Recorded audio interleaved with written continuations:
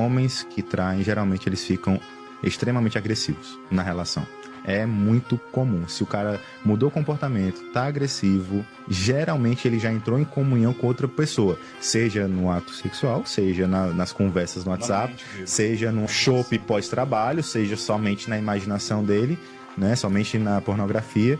Ele já entrou em comunhão com essas outras realidades. Ele contemplou outra coisa, entrou em comunhão com outra coisa, com outra pessoa, e isso vai desconectando mais ainda a pessoa ao seu cônjuge. E eu costumo repetir sempre essa frase nos meus atendimentos: comunicação é comunhão. Quanto mais eu me comunico com aquela pessoa, mais eu entro em comunhão com ela. Então, quanto mais eu me comunico com a minha esposa por meio do respeito, da admiração e do amor, mais eu entro em comunhão com ela. Quanto mais eu entro em comunhão com ela, mais eu gero transformação. E quanto mais eu gero transformação, aquele meu relacionamento, ele muda da água pro vinho, literalmente.